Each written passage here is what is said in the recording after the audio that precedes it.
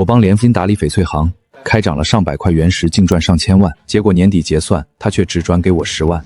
他说店是他开的，本钱也是他出的，我就只是打个灯钻个眼。我没吵也没闹，默默拿着这笔钱，反手盘下了没人敢碰的鬼料坟场。半年后，他那铺子里堆满了切垮的砖头料，血本无归。而我的铺子每一刀下去都是帝王绿。那天晚上，他头发白了一半，跪在我家门口，磕得额头全是血，哭着扇自己耳光。我怎么就把财神爷赶走了？那天我在珍宝翡翠行，正在给一块莫西沙敞口的老料打灯，一辆行政加长版的路虎揽胜停在门口。赵鹏飞和周燕下车走进店里。林默，过来。我放下手电，走过去和他们打招呼。姐夫，这块老料我看了，有很大的问题，千万不能买。先别管他了。赵鹏飞往椅背上一靠，翘着二郎腿晃了晃手机，脸上的表情像是施舍一条听话的狗。我把今年的工资给你转过去了，你收一下。我看着屏幕上的10万块钱，心头一沉。这1年来，我帮他们开涨了127块原石，刨去店面和材料的成本，至少有上千万的利润。光是上个月那块大马坎的料子，成本3万5，转手就卖了180万。可最后他们只给了我10万。你姐夫对你不错吧？店是我们的，本钱也是我们出，让你1年赚了10万，比工地上搬砖强多了吧？我脸上毫无波澜。赵鹏飞冷笑了2声。林默，你这活没啥技术含量，找个老头就能干。这10万块钱拿好了，回去把你们家那破房子修修，再给周兰买几件好衣裳。周燕装模作样的叹息一声。哎呦，想想我就心疼我妹子，跟了你之后吃不好穿不暖，真是受罪啊。老周家有2个女儿，赵鹏飞娶了姐姐周燕，而我娶了妹妹周兰。我老婆患有慢性肾衰竭，为了给她看病，花光了我爸妈的全部积蓄。周燕嘴上说着心疼妹妹，可在我们家最困难的时候，他们夫妻连1000块钱也不肯借给我。1年前，赵鹏飞花了180万从东南亚进了一批会卡料，切了3刀全是白肉，气得他在店里骂娘。是我拿手电重新照了一遍废料堆，从角落里翻出那块被他扔掉的乌鸡皮。我看出蟒袋上有引起的松花，一刀擦下去见了高脆。那块料后来卖了200多万，把他的亏空全填上了。那天晚上，他拍着我肩膀说：林默，以后跟着姐夫干吧。我提出技术入股，按比例分账。他笑着说：唉，咱们是连金，都是一家人，分那么清干什么？要是赚钱了，我和你姐能亏待你吗？就冲他这句话，我埋头做了1年，现在想起来真是幼稚。行，这钱我收了。我点了收款，语气没一丝起伏。赵鹏飞愣了一下，他大概以为我会闹，结果我什么都没说。行了，你姐夫我做生意也不容易，光是这块老料就要花800万，钱刚刚给老李打过去了。不过我估计有99%的概率能开出玻璃种帝王绿，那价值最少3、4千万。赵鹏飞还是没有听我的劝告，执意买下了这块莫西沙的老料。他的卖相确实顶级，可我打灯照了3遍，越看越不对劲。蟒带的走势太规整了，松花的颜色浮在表面，我基本可以断定这块料子的皮壳做过手脚，极有可能是用贴皮法伪造的。一旦切开，大概率是砖头料。不过这一切都和我没有关系了。你高兴就好。行，马上过年了，你回家休息休息，等过了正月15再回来上班。我走出店门，冷风灌进领口，腊月的天灰蒙蒙的。我又回头看了一眼那块一文不值的老料，嘴角闪过一丝冷笑。赵鹏飞，你说我的活没什么技术含量，哼，没有我的眼力把关，亏掉800万只是一个开始，到最后你连跪着求我回来的资格都没有。我瞒着家人租下了街尾最偏的那间店面，月租2000，半年1000。房东老陈是个退休的玉雕师，他上下打量我，叹了口气：小伙子，丑话说在前头，这地方偏僻，生意不好做，3年换了5个老板。我不怕。我笑了笑，签了合同。铺面20来平，墙皮脱落，阴暗潮湿，空气中都是发霉的味道，跟赵鹏飞的珍宝翡翠行没法比。可我心里踏实。打工10年，我终于有了一家属于自己的工作室。我给它取名为墨玉阁。铺子有了，接下来就是收料。我盘算着租店花了1万2，手里还剩8万多，去正经市场买料最多买2、3块，风险太大。我皱着眉在街上踱步。这里是缅国最大的翡翠交易基地，满街都是同行。我低着头，怕被熟人认出来，怕别人问我今年赌石赚了多少。抽了2口烟，这时手机响了，赵鹏飞和周燕在家族群里发红包，炫耀今年翡翠行的收成，岳父岳母对他们赞不绝口。我冷笑一声，直接关了屏幕，继续往街尾走。我来到了鬼料坟场，这里堆的全是别人切垮的砖头料，皮壳粗糙，裂纹纵横，芒带断裂。这些石料900块一斤，一块便宜的原石只要几百元，贵的也不过几千，赌性极大。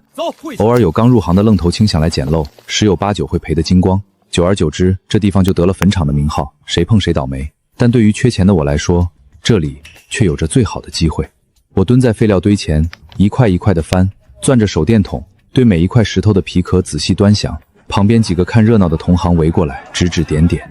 哟，这不是珍宝翡翠那个林墨吗？怎么被赵鹏飞踹出来了？竟然来鬼料坟场碰运气，这是想钱想疯了吧？坟场里的料子要是能切出东西来，还轮得到他？我没搭理他们，继续翻着废料，1块、2块、10块、20块，我挑了整整1个下午，手电筒换了3次电池，指甲缝里全是灰。最后我直起腰，把挑出来的23块料子码在推车上，找老板结账。小伙子，我看你年纪也不大，敢玩鬼料？怎么，老板，您不会是要坐地起价吧？切，我正愁着这批砖头料没地儿处理呢。不过咱们可说好了，你要是亏了，可跟我没关系。您放心，规矩我懂。老板把23块石料一一过称，一共68斤，6万1，收你6万。我心里盘算着，再花6万，手里还剩2万多，简单装修一下房子后，差不多够买齐前期的解释设备。行，我转你。小伙子，你之前不是一直跟着赵总干吗？瞎折腾啥啊？我笑了笑，没有回话。付款后，我骑着3轮车把料子运回到铺面，关上了门。看着桌上的23块料子，我深吸一口气，手都在发抖。是翻身还是翻车？是上天堂还是下地狱？就看这些废料了。我熟练地拿起第1块石料，为了取得开门红，我选了一块最有把握的黑乌纱。它的皮壳乌黑发亮，摸上去有细密的刺手感，只有种老的料子才有。但表面有一条贯穿的大裂，就是因为这条裂，原主人才把它扔进了鬼料坟场。但我观察到裂的方向是斜的，不一定会破坏内部的玉肉。裂口侧面还有一小片隐隐的松花，我把石头卡紧，钻头对准松花最浓的位置，手有点抖。我深吸一口气，让自己稳下来，钻头刺进去，石粉飞溅。我停下来，吹粉打灯，白色垮了，什么都没有。我心脏一沉，但很快稳住了。鬼料坟场出来的东西，100克能长1块就是烧高香了。第1块垮了很正常，我没太在意，随即拿起第2块石料。这一块是莫湾鸡的灰白皮壳，表面没有裂，但蟒带断断续续。我用手电反复照了几遍，感觉蟒带深处有可能藏东西。卡紧，对准，开磨。这一刀我磨得很慢，每磨几下就停下来吹粉打灯，石粉一层层落下来，手电光柱打进去，还是白色。我的手僵在半空中，这已经是第2块了。我蹲下来，把2块废料并排放在地上，盯着它们看了很久。工作室里安静的能听见自己的心跳。租店、买料、买设备，我几乎把所有的钱都压在了这批垃圾上。如果剩下的全是废料，我就真的一无所有了。周兰的脸突然浮现在我眼前，她被病魔折磨得直不起腰，还偷偷把药掰成2半吃。她说不疼，没事时勉强挤出的笑容。我爸从老家带来的皱巴巴的钱，还有我妈眼眶红红的样子。如果我输了，他们怎么办？我蹲在废料堆前，双手抱住脑袋，指甲掐着头皮。难道我真的看走眼了？我引以为傲的眼力，难道真的只配去给赵鹏飞打个下手？我抬起头，看着桌上剩下的21块石头，它们沉默地堆在那里，像一堆嘲笑我的眼睛。不，我不服。我咬了咬牙，站起来，拿起第3块料子。这是一块不起眼的黄岩沙皮，皮壳粗糙，蟒带几乎看不清，扔在废料堆里最不显眼的角落，卡紧石头，对准松花直接开钻。钻头碰到皮壳的一瞬间，触感变了。前2块磨下去的时候，钻头是飘的，像在磨一块死石头，但这次阻力明显大了，磨起来有一种闷闷的反馈，那是下面预制更硬更密的表现。我心头一惊，屏住呼吸，一点一点往下擦，石粉落了一层又一层。我停下来3次，每次都是吹粉、打灯、再看。终于第3次吹粉的瞬间，一抹绿意从窗口里透了出来，我的手猛地停住，整个人像被钉在了椅子上。我拿起手电，光柱打进去，里面出现了一抹绿，像一汪春水在石头深处流动，颜色正，浓度够，种水糯化的刚刚好，糯冰种杨绿。我轻轻地把手电放下，整个人瘫倒在椅子上。这块料子我花了几百块收的，市价不低于8万。我把2只手撑在桌上，低着头轻声喘着气，眼眶有点发酸。这一口气我憋了太久，从被赵鹏飞夫妇羞辱开始，一直憋到现在。我刚准备擦第二块料子，手机来电话了，是赵鹏飞。电话那头传来他哈哈大笑的声音：“林默，听说你自己开了个店，还去鬼料坟场买石头。”电话那头传来周燕尖利的声音，她和以前一样，像训小孩一样训着我。有点钱都让你糟蹋了，你让周兰跟你喝西北风啊？我看那10万块就该让我来保管。有事吗？没事，我先挂了，忙着呢。忙着在垃圾堆里刨石，别以为地球离了你就不转了。我找了3个珠宝专业的实习生，一天才100块，专门负责给我选石头。还记得那块800万的莫西沙老料吗？人家3个高材生用专业设备把各项数据从头到尾测了一遍，人家断定这就是玻璃种帝王绿的原石，价值至少3000万。你这个废物，之前还说这块老料有问题。这个林默就是个中专毕业的混子，他能懂什么赌石啊？你慢慢玩你的废料吧。我告诉你，你现在求着回来，我们也不收了。我挂了电话，脸色平静的像一潭死水。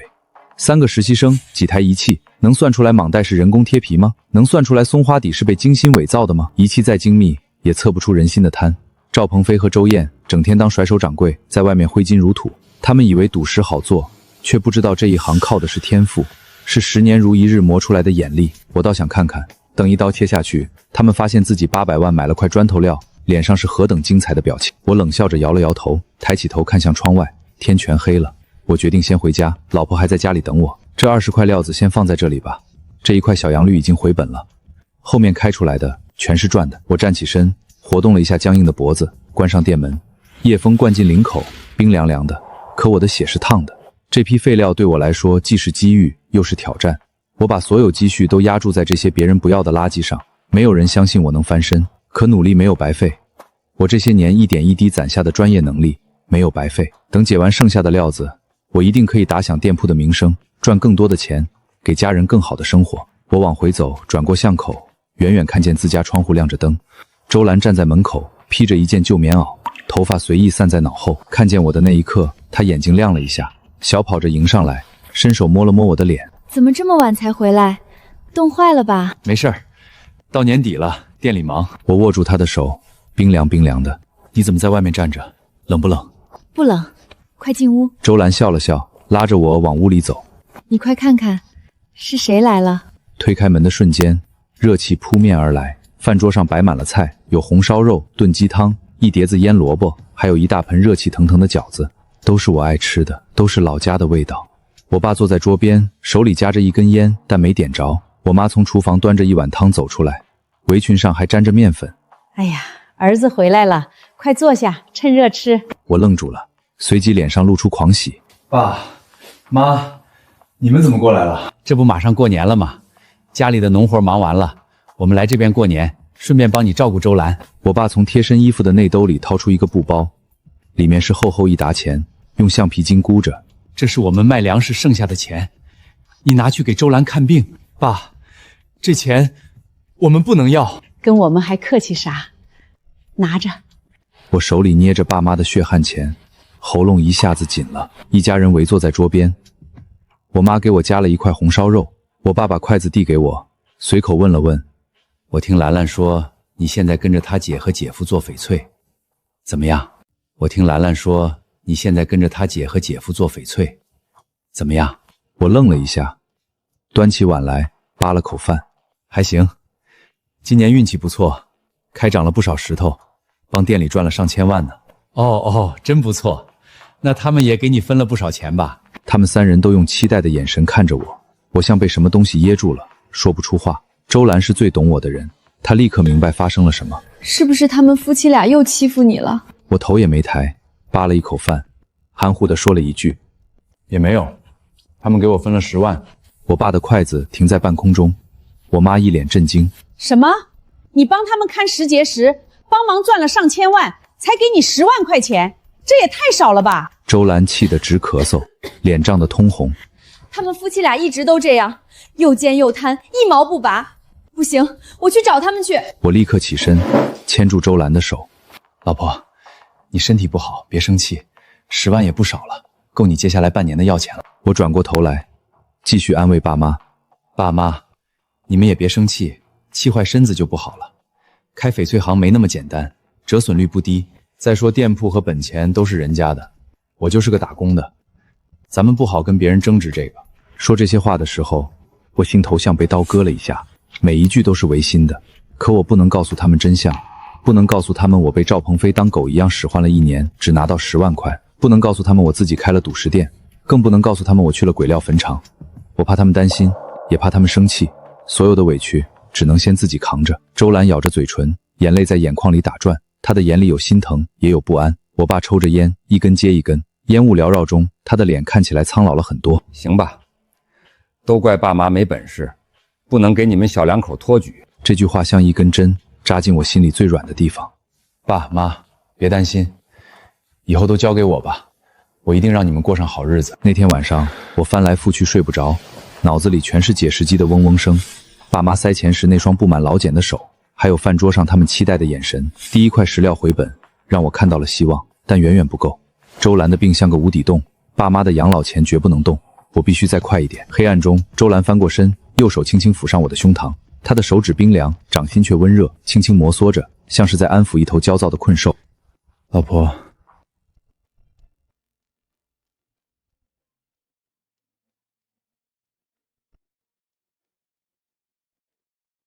明年，要不我们自己开店吧？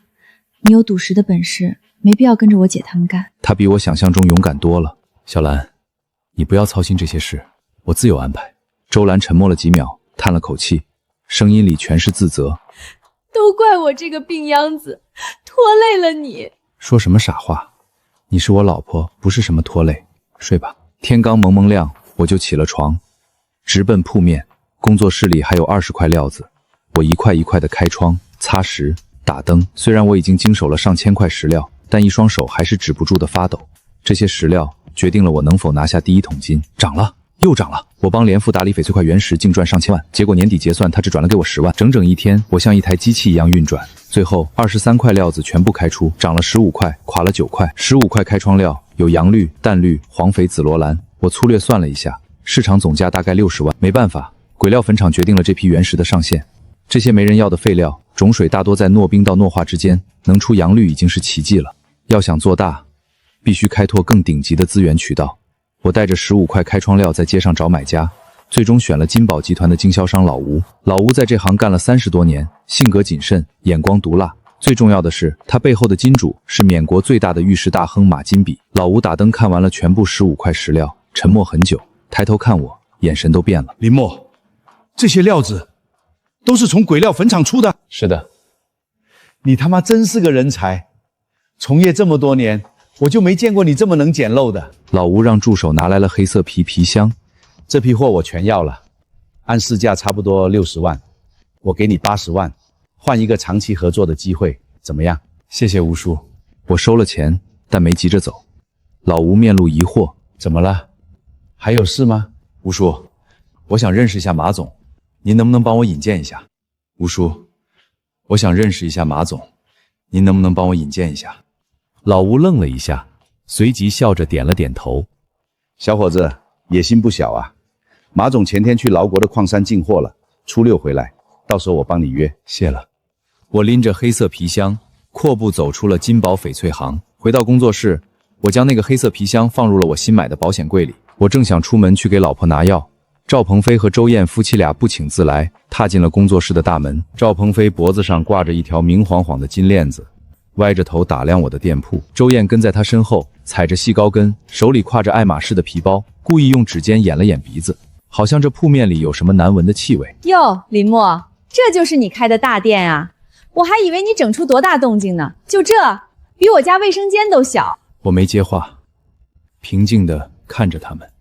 赵鹏飞走到那台解石机旁边，这破机器二手市场淘的吧？林默，你也是跟了我1年的人，怎么混成这样了？小子，我早就跟你说过，就你那开俺们家店，啥也不是。你们来我这儿有什么事吗？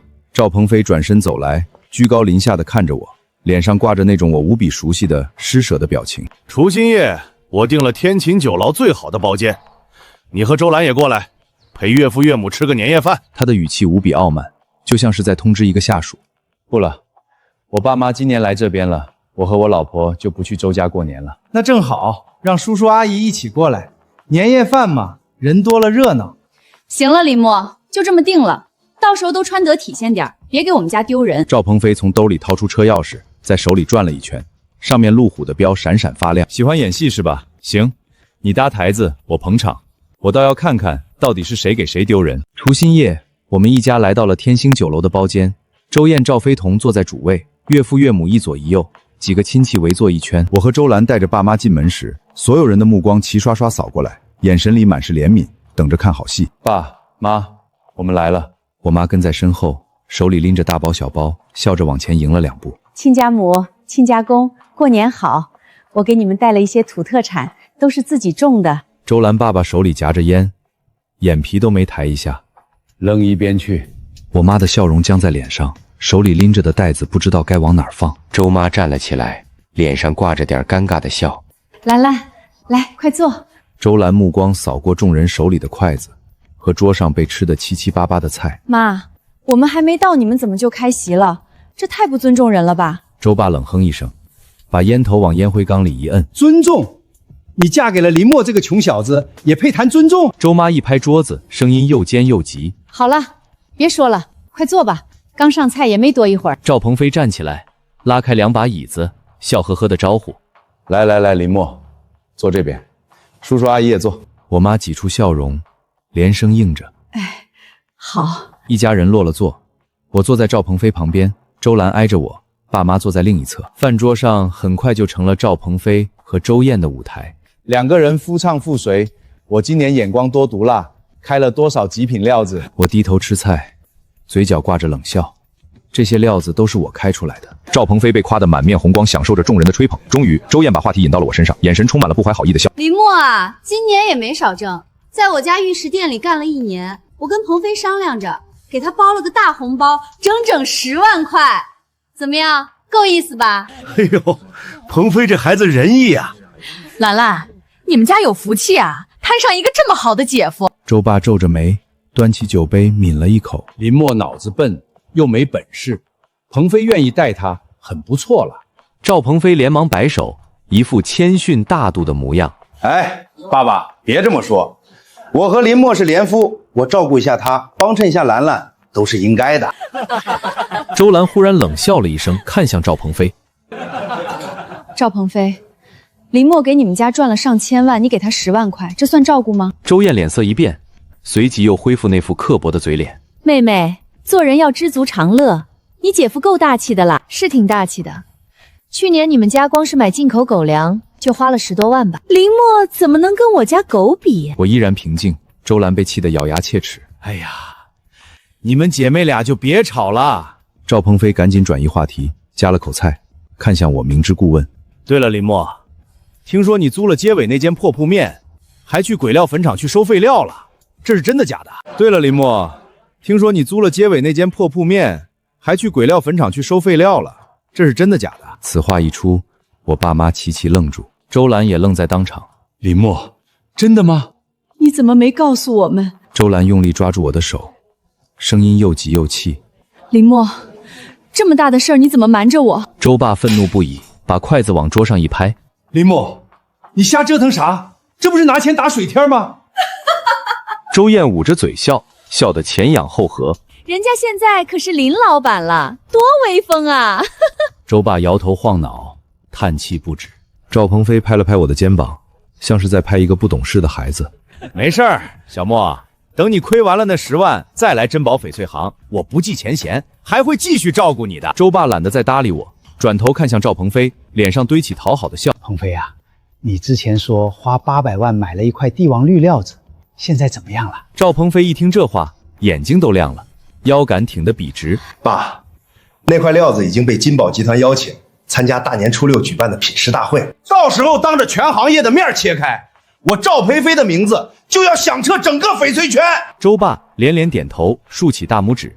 哎呀，鹏飞，你真是我们老周家的骄傲，不像某些人就知道瞎折腾。我夹了一口菜，面无表情地问了一句：品食大会？赵鹏飞斜睨我一眼，鼻孔都快翘到天上去了。是啊，那可是缅国级别最高的玉石商会，汇聚了全球各种顶级的料子。金宝集团的创始人马总身家100亿，会亲临现场。怎么，你也想去？周燕嗤笑一声，尖着嗓子补了一刀。哎呦，他这种级别的乡巴佬，怎么配参加这种级别的盛会？去了也是丢人。满桌哄笑，我没接话，低头喝了一口汤。我站起来，端起酒杯，众人纷纷带着嘲笑的眼神看过来。今天是除夕夜，我敬大家一杯，感谢你们把周兰嫁给我。我一饮而尽，喉头滚烫。所有人看着我，不知道我要干什么。我放下酒杯，从兜里取出一张银行卡，环顾一圈。今天这顿饭我请了。周爸手里的筷子差点掉了。什么？赵鹏飞皱了皱眉，随即哈哈大笑。林墨，别开玩笑了，这一桌菜可1万多呢。我没接他的话，把卡放在了桌上。服务员，刷卡。周燕斜着眼睛看我，嘴角挂着讥讽的笑。你那破店一个月能赚几个钱？你可别拿周兰的医药费在这里打肿脸充胖子啊！姐，我们请不请得起，不用你操心。服务员把卡还给我，我拉起周兰的手，面无表情。你们继续吃吧，我们还有点事，就先走了。我拉着周兰的手，示意爸妈跟上。我们一家人头也不回地离开了饭局，身后包间里炸开了锅。走就走，谁稀罕留你们？小王八蛋，不知天高地厚。从酒楼出来，冷风扑面，吹散了身上的酒气。老婆，对不起，今天让你受委屈了。周兰挽住我的胳膊，声音不大，但很坚定。阿莫，我现在只在乎你一个人，这些所谓的亲人，什么时候管过我的死活？我紧紧握住周兰的手，我妈眼眶红红的，小心翼翼地上前。儿子，你真的开了一家翡翠店，那得花不少钱吧？你去收没人要的废料，靠谱吗？里面能有好东西吗？爸妈，老婆，你们放心，我从小就跟玉石打交道，什么料子能出什么东西，我心里有数。给我点时间，我会把今天丢掉的面子全都挣回来。我还不能告诉他们目前的收获，不能告诉他们我手里有80万，不是不信任，是时候未到。品食大会就在初6，马金宝亲自坐镇，全行业最有头有脸的人都会到场。等我从大会上带回好料子，等我的名字在翡翠圈彻底打响，再跟他们分享这份喜悦。至于赵鹏飞和周燕，800万买了一块狗屎底，当着所有人的面一刀切下去，会把自己彻底钉在行业的耻辱柱上。为了积攒更多的原始资金，我在过年期间依旧早出晚归，继续去鬼料坟场扫货，一块一块的翻，一块一块的看。街上的人看我的眼神变了，他们开始同情我。他们只看到了赵鹏飞一时的辉煌，看到了我表面上的落魄，但他们没有看到平静的海面之下早已暗流汹涌。而我正在等待一个时机，一个足以掀翻所有质疑的时机。大年初6，天刚蒙蒙亮，手机就响了，老吴打来的。林墨，马总回来了，你的事我跟他说了，他很感兴趣。不过今天晚上他要出席品食大会，过2天再找你。我握着手机，指节微微发白，心跳逐渐加速。吴叔，我想问马总要一张品食大会的邀请函。电话那头沉默了一瞬，老吴笑了，声音里带着一丝玩味。那就要看看你的本事了。挂断电话，我站在鬼料坟场里，望着湛蓝的天空，嘴角慢慢扬起。品食大会，我来了。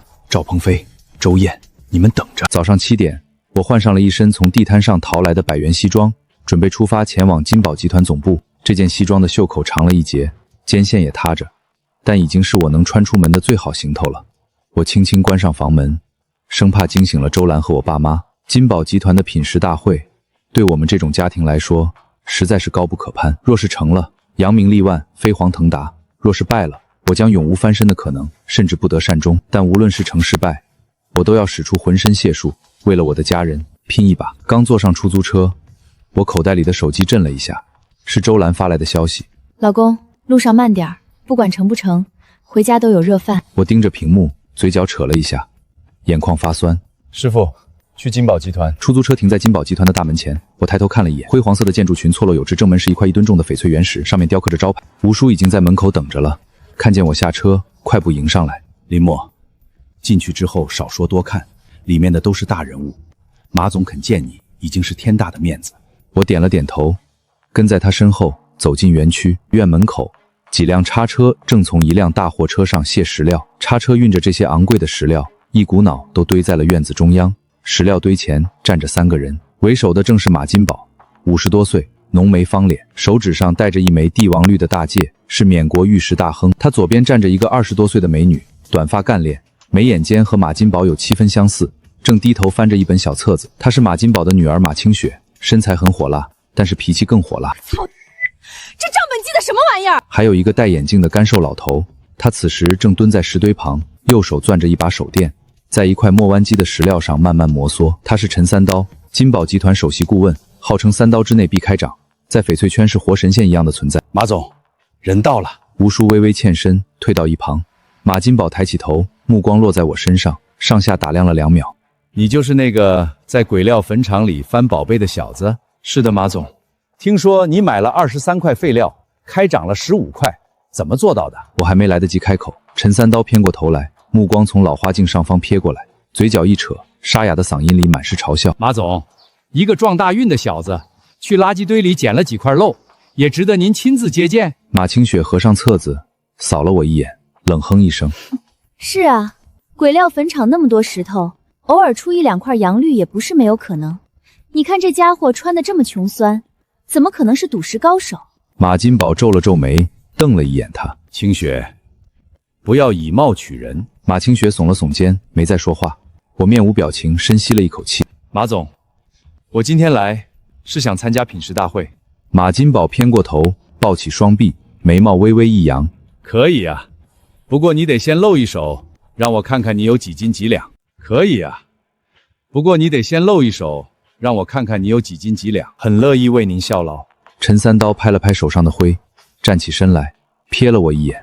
为马总效劳，你也配？指着他刚刚挑出来的10几块原石，语气变得恭敬而得意。马总，我刚把这批原石里的长料都挑出来了，剩下那些都不要了。马金宝满意的点了点头。马清雪合上账本，朝叉车司机挥了挥手，把陈大师挑剩下的石头都拉走，按废料处理。这是金宝集团的惯例，从老国矿山拉来的这些原石，先由首席顾问过一遍眼，挑出最有潜力的料子留着自己开，其余的统统低价卖给散户。叉车的引擎轰鸣起来，要来运走这些废料。其中有一块灰花花的黄岩沙皮，皮壳粗糙，表面布满裂纹，就像一块被随手丢弃的建筑垃圾。但我看到了一些别的东西。等一下！众人纷纷看向我。吴叔皱了皱眉，低声提醒：林墨，你干嘛？别乱说话呀！我径直走到石堆旁。这块石头不能当废石卖掉，它的价值很高。院子里安静了3秒，陈三刀笑了，他扶了扶老花镜，像看猴戏一样看我。小子，你在胡说什么？马清雪更是毫不掩饰地翻了个白眼，语气尖刻。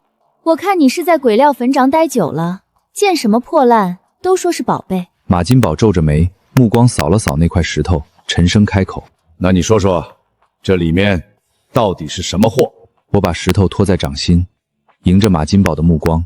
冰种正阳绿，价值不低于2000万。院子里瞬间死寂，2000万这个数字像一颗炸弹，把所有人炸懵了。马金宝震惊不已，面露疑惑：2000万？真的假的？这话是对陈三刀的挑衅。他恼怒至极，走到我面前，指着我的鼻子：小子，我陈三刀在翡翠圈摸爬滚打了40年，你一个毛头小子也敢来砸我的招牌？你算个什么东西，敢质疑陈大师的眼光，不知死活！他从腰间抽出一把银色手枪，直接把枪口顶上了我的额头。这里可是金宝集团，胡说八道，信不信老娘一枪崩了你？第一次被枪指着，冰凉的金属触感让我的头皮一紧，我的瞳孔猛地一缩，指尖不自觉地颤了一下。周兰的脸忽然浮现在我眼前，她站在家门口，正在等我回去。赵鹏飞和周燕的脸也浮了上来。除夕宴上，他们当着所有亲戚的面开口：我和林墨是连夫，我照顾一下他，帮衬一下兰兰，都是应该的。林墨怎么能跟我家狗比？我把自己那颗狂跳的心压了回去。我不能死在这里。这一刻，我选择相信自己的眼力，相信自己的胜率，眼睛一眨不眨，直直看着马清雪。我说的是真的。清雪，把枪收起来。爸，收起来。马金宝语气平静，不怒自威。马清雪不甘心地将手枪收回，依旧咬牙切齿，竟敢来消遣我们！今天这事没这么容易翻堂。马金宝转着手上的帝王绿大戒，面带思索之色。林墨，你能为你说的话负责吗？我抬起头，眼神坚定，嘴角含笑。马总，不如我们打个赌，如果我是对的，您给我一张品食大会的邀请函，如果我是错的，随便您怎么处置。你有什么资格跟我们打赌？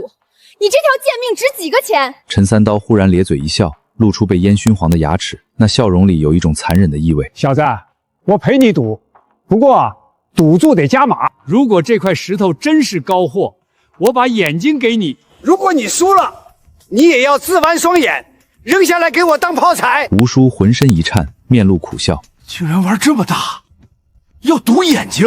我看着陈三刀那张满是沟壑的脸，看着他那双疯狂的眼睛。说实话，我没想把他逼到这个地步，我只是想证明自己，让马金宝看到了我的价值。但现在不一样了，这已经不是赌局，而是生死局。陈三刀想用我的鲜血来捍卫他的权威。行，我接了。马清雪愣住了，他大概没想到我居然真的敢接。马金宝看着我，眼中闪过一丝欣赏。林墨，如果你赢了，我会请你担任金宝集团的首席顾问。陈三刀冷哼一声，马清雪冷笑着摇了摇头。爸，你可真看得起他。我没有再说话，抱着那块石头走向切石机。我卡紧石头，深吸一口气，所有人的目光都粘在那块灰扑扑的黄岩沙皮上。刀片刺入皮壳的瞬间，石粉飞溅，切口处冒出了一层细细的白雾。陈三刀凑近看了一眼，嘴角几乎咧到了耳根。白雾，哈哈哈哈！典型的垮料特征。小子，看来你今天要交代在这儿了。马清雪抱起双臂，等着看我的笑话。我盯着那层白雾，手没有抖。别急，别急，还没完全切开呢。把切口切大，让你死个明明白白。石料从中间横切下去，被分成两半，切面朝天，两面都是灰白色。狗屎地，彻彻底底的狗屎地！哈哈哈哈！马清雪冷笑一声，眼神轻蔑。我就知道。吴叔叹息一声，别过脸，不忍再看。马金宝站在几步之外，眼神失望。哈哈哈！小子，睁开你的狗眼看看，你的洋绿呢？你的高货呢？啊！我没有理他，目光死死盯着那两片灰白色的切面。这个切面乍一看和砖头料没什么两样。我手指摸上去的瞬间，发现上面在带着若有无的糯润感。难道这是？陈三刀指着我的右眼，指尖距离我的眼球仅有1公分。准备一下，把你这双没用的眼睛留下吧。小子，是你自己动手，还是我来帮你？陈三刀站在一旁，脸上挂着胜利者的微笑。我抬起头，脸上带着笑。马小姐，别着急，还没结束呢。死到临头还嘴硬。我站起身来，把石头高高扬起，阳光打在切面上，上面泛起了乳白的光晕。这不是灰白底，而是一层白霜。给我拿砂纸来，只要磨掉这层白霜，就能看到下面的阳绿翡翠。陈三刀愣住了，他的眉头跳了一下，眼底闪过疑惑。陈大师，您剑狱40年，不会不知道白衣藏娇吧？什么白衣藏娇？我没听说过。陈三刀的眼神出卖了他，他开始慌了。马清雪看看陈三刀，又看看我，眉头拧了起来。难道这小子比陈大师还专业？拿砂纸来。马金宝一挥手，手下跑着递过来一张细砂纸。我接过砂纸，开始磨原石的切面，石粉像雪沫一样簌簌落下，10下、20下，切面还是灰白色。当我磨到第50下的时候，整片切面绿光大盛，真是阳绿。马金宝上前一步，接过那块石头，凑到阳光下，他的手微微发抖。而且是满绿，还是高冰种，这简直是超级大涨啊！陈三刀彻底慌了，嘴唇哆嗦着，膝盖一软，瘫倒在地上。怎么可能？怎么可能？马金宝捧着那块阳绿原石，翻来覆去的看，爱不释手。这种级别的正阳满绿，市场价绝不低于2500万。完了，完了！我拍了拍手的石粉，走到陈三刀面前，蹲下身。陈大师，对不住了。陈三刀开始恐惧，马金宝的脸色彻底沉了下来，转身看向陈三刀，目光阴冷。陈三刀，我每年给你300万的顾问费，外加开掌料子5%的提成。结果呢？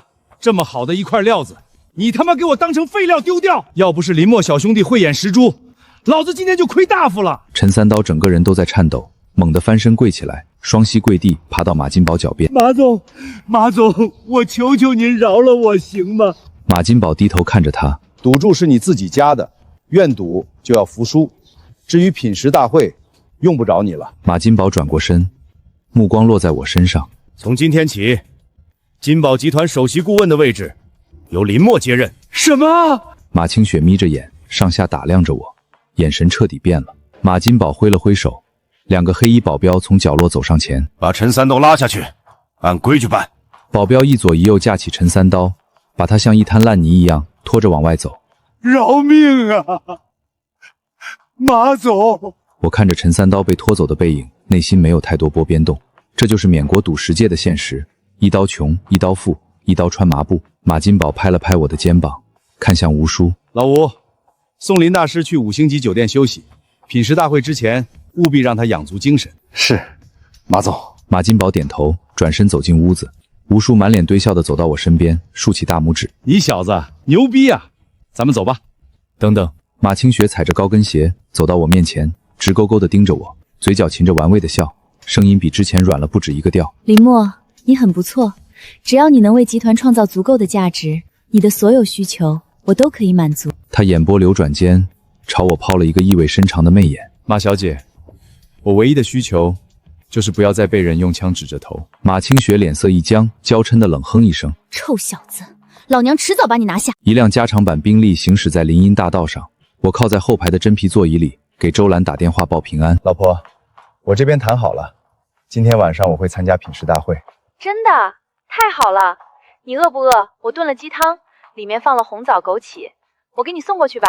行，你路上慢点。挂了电话，我的嘴角不自觉地翘了一下。林大师，您现在可了不得了。吴叔，您别叫我大师，还是叫林默吧。那可不行，马总亲口任命的首席顾问，规矩不能乱。吴叔从公文包里抽出一份烫金封面的册子，侧身递过来。这是今晚参检的料子清单，一共27块。马总让您先过目，心里有个底。我点点头，接过册子翻看，册子上印着27块原石的高清照片，附带着空场、皮壳特征、预估种水和原价。我一块一块往下看，目光在一张照片上停住了，那是赵鹏飞的墨西沙老料，收购价800万，号称能开出玻璃种帝王绿。看着这块无比熟悉的料子，我实在是忍不住笑了起来。林大师，您笑什么？这块料子您得重点看看，今晚一共有3块料子有可能开出帝王绿，这就是其中一块。对了，这个姓赵的好像和您还是连旧的关系，对吧？是的。我们的车在珍宝翡翠行门口靠边停下，隔着车窗，我看见赵鹏飞站在店门口，依旧带着那根大金链子，正指挥3个年轻人往货车里抬那块体积不小的石头。那3个人应该就是他说的实习生，穿着统一的白衬衫，动作小心翼翼，就像在抬一口棺材。周燕踩着细高跟站在一旁，满脸笑容，手里举着手机拍视频。吴叔看着那块石头，面露赞叹。这料子皮壳确实漂亮，盲袋规整，松花也活。若是真能开出玻璃种帝王绿，价值恐怕要破亿啊！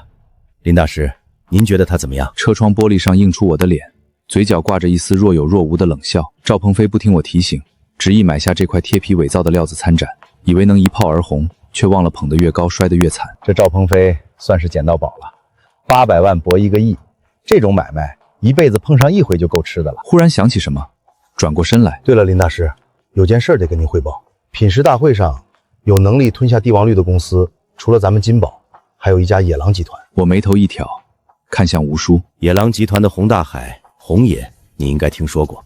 这些年他的翡翠生意一举突起，跟马总没少较劲。据说野狼集团的人已经私下接触赵鹏飞了，开了很高的意向价。咱们要不要也？千万不要！吴叔愣住了，1分钱都不要给他。他那块料子，谁爱要谁要，咱们不碰。1分钱都不要给他。他那块料子，谁爱要谁要，咱们不碰。可是林大师，万一真开出帝王绿，没有万一。吴叔张了张嘴，随即讪讪地笑了笑。行，听您的。有点乏了，送我回酒店吧。我把那件100元西装脱下来，松了松领口，长长的呼出一口气。从早上出门到现在，神经一直绷着。先去洗个澡吧。热水从头顶浇下来，冲掉了我一身的石粉和汗渍。我闭上眼睛，今晚的品食大会上，赵鹏飞的那块帝王绿假料会在所有人的注视下切开，那将是他们夫妻俩身败名裂的开始，把自己的招牌彻底打响。门卡开锁的电子音突然响起，我一愣，还没来得及反应，浴室门被人从外面一把推开，我赶紧随手扯了条浴巾围在腰上。马清雪站在门口，她换了一身剪裁利落的黑色商务套裙，领口开得恰到好处，勾勒出凹凸有致的极品身材。他单手拎着一套黄色西装，歪着头打量我，嘴角慢慢翘起来。身材不错嘛，林大师。你进屋怎么不敲门呢？这是我家的酒店，我当然有房卡了。那你也不能侵犯别人隐私啊。我来给你送衣服，阿玛阿尼的高定，穿上试试。没这个必要吧？什么没必要？你现在是金宝集团的首席，代表的是整个集团的门面。难道你要穿着地摊货去品食大会？行了，你先出去。马清雪挑了挑眉，把西装挂在一旁，走进套房，往窗边的沙发上一坐，翘起二郎腿。我站在穿衣镜前，看着像是变了一个人的自己。人靠衣装，马靠鞍，这名牌西装确实不一样啊。马清雪从沙发上站起来，慢慢走到我面前，她嘴角勾着笑，目光从我脸上滑下来，随即她伸出食指，勾开衬衫的第一个纽扣。林墨，像你这种又穷又硬的男人，我头一回见。我低头看着他，他的脸距离我不到10厘米，眼神里带着3分玩味，7分试探。马小姐，请你自重。马清雪愣了一下，随即笑了起来，就着被我握住手腕的左势往前凑了半寸。就在这时，门开了，周兰端着一个保温饭盒站在门口，她穿着一件洗得发白的碎花裙，头发用一只旧簪子随意挽在脑后。阿莫，酒店房间门突然打开，周兰端着保温饭盒站在门口，穿洗得发白的碎花裙，头发用旧簪子随意挽在眉后。阿莫，我赶忙松开马清雪的手腕，神色稍显慌乱。老婆，我……周兰转身就跑，我顾不得穿鞋，光着脚直接追了出去。在酒店走廊的尽头，我一把抓住周兰，将她紧紧抱在怀里。周兰挣扎了一下，力气不大。你放开我！我双手捧住周兰的脸，她眼眶通红，泪水在里面不住打转。那个女的是马金宝的女儿，她来给我送西装。我现在是金宝集团的首席顾问，本来想等晚上回来给你个惊喜，我没有做任何对不起你的事。周兰终于抬起眼睛看我，睫毛微微闪了闪。他很好看，他爸爸是缅国玉石大亨，他能帮你，我什么都帮不了你，连要钱都要你挣。周兰，你不是拖累，你是我的爱人。你记不记得，我们结婚那年什么都没有，没有彩礼，没有酒席，连个像样的婚房都没有。你家亲戚都笑你嫁了穷光蛋，可你根本不在意。这些年无论我多晚回去，锅里都有热饭，我永远不会离开你。没有你，我林墨算什么？我把他的手按在我胸口，隔着衬衫，让他的掌心贴着我的心跳。我现在拼了命往上爬，是为了让你不用再把药省着吃，为了让我爸妈不用拿养老钱救济我们，为了让那些看不起我们的人把说过的话一个字一个字吞回去。周兰抬起头，用袖子擦了擦眼泪，红着眼眶看着我。你说的都是真的？真的。今晚大会结束我就回家，你按时吃药，不许掰成2半。知道了，那碗鸡汤你记得喝。夕阳从酒店大堂的玻璃顶棚斜照进来，落在我们2个人的身上。我回到房间的时候，马清雪已经不在了，茶几上多了一张黑底烫金的邀请函。我一手拎着鸡汤，一手拿起邀请函，该来的马上就要来了。为了家人，今晚我一定要赢。下午5点，缅国国际博览中心，整栋建筑宏伟壮观，各色豪车鱼贯而入，劳斯莱斯、宾利、迈巴赫排成长队。缅国翡翠圈最有头有脸的人都来了。交易中心正门铺着红毯，两侧站着身材高挑的迎宾小姐。我正要往里走，一个声音突然从身后传来：“哟，这不是林墨吗？”我转过身，赵鹏飞搂着周燕的腰，他穿一身白西装，领口别着翡翠胸针，头发梳得锃亮。周燕挽着他的胳膊，穿一袭大红色长裙，脖子挂着冰种飘花翡翠珠链，整个人珠光比气。他们身后跟着3个穿白衬衫的实习生。赵鹏飞走上前拍了拍我的肩膀，脸上带着不怀好意的笑：“怎么，鬼料坟场的垃圾不够你捡的，跑到这儿来捡瓶子了？”周燕捂着嘴笑起来，笑得花枝乱颤。林墨，你这身西服不错啊，穿得人模狗样的，差点没认出来。赵鹏飞往前走2步，仔细扫了一眼我的西装，还是阿玛尼的呢。说吧，从哪儿买的假货啊？赵鹏飞伸手想摸我的衣领，被我侧身避开。周燕在一旁帮腔，语气刻薄：“林墨啊，不是我说你，老是搞这些虚荣的攀比，有意思吗？死要面子活受罪。”我懒得搭理他们，转身就往里走。赵鹏飞上前把我拦住：“怎么，你也想参加品食大会？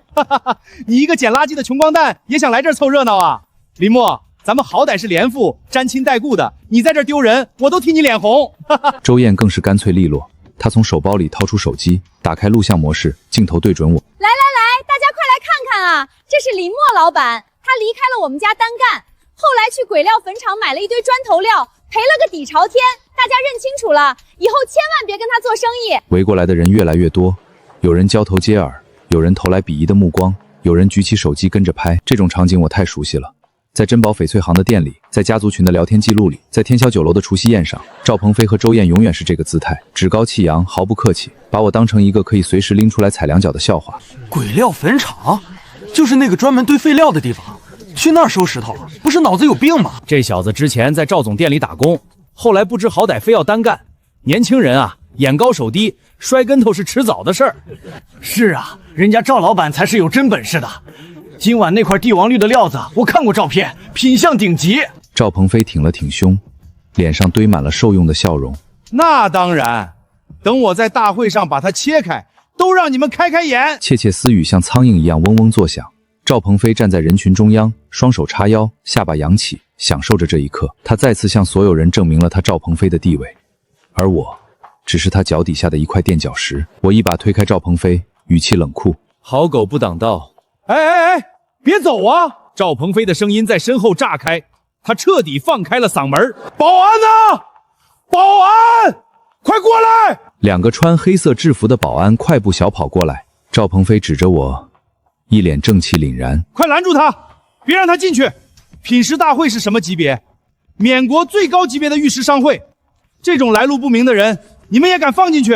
保安队长是个30多岁的精瘦男人，目光在我身上扫了一遍，又看了看赵鹏飞，迟疑了一下，走到我面前：先生，请问您是？我叫林默，来参加品食大会的。先生，请问您是？林默，来参加品食大会的。赵鹏飞和周燕在后面大笑起来，保安队长上下打量着我，眼里多了一层轻蔑。先生，品食大会是高端场合，入场需要邀请函，您有吗？邀请函看到了吗？珍宝翡翠行赵鹏飞，缅国翡翠协会发的。那张邀请函是普通的白色铜盘纸，上面印着品食大会的 logo， 写着诚邀珍宝荸翠行赵鹏飞先生莅临的字样。你有邀请函吗？没有就抓紧滚蛋！周燕脸上满是嘲讽。他这种级别的小喽啰，怎么可能被品食大会邀请？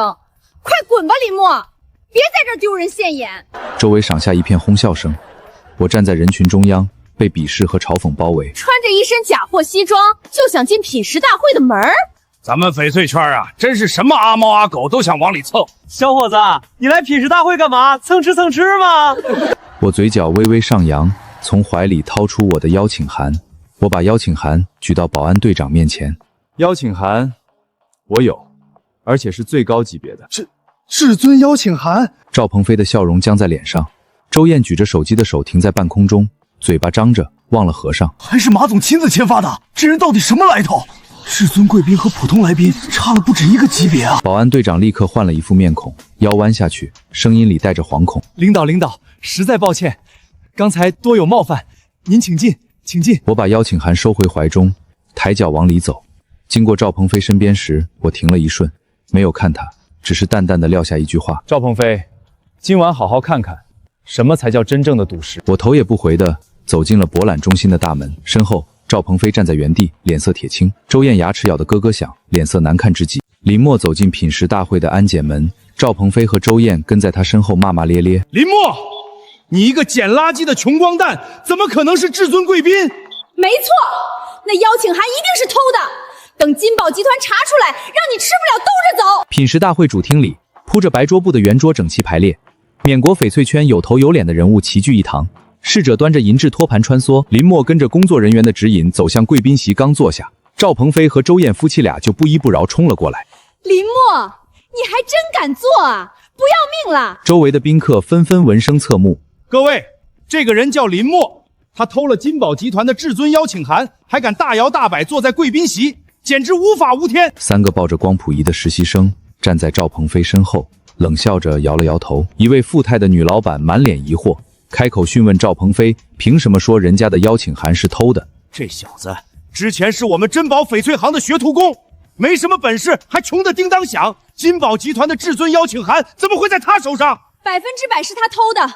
快把至尊邀请函交出来，从这里滚出去！林默面无表情，像看小丑一样盯着眼前闹腾的夫妻二人。就在这时，人群自动分开，3个大人物并肩从贵宾兴息室迎面走来。品食大会即将开始，谁在大声喧哗？众人纷纷看向来人，脸色大惊，认出是缅国翡翠界的3巨头来了。3巨头除了马金宝之外，还有野狼集团董事长洪大海、缅国翡翠协会会长吴振山。马金宝资本实力最强，洪大海有黑道背景，麾下是缅国最大的黑帮野狼帮。吴振山代表官方背景，暗中调和金宝和野狼2个集团的斗争。赵鹏飞3步并作2步冲上去，对着马金宝弯腰鞠躬。马总，您快看，这家伙偷了金宝集团的至尊邀请函。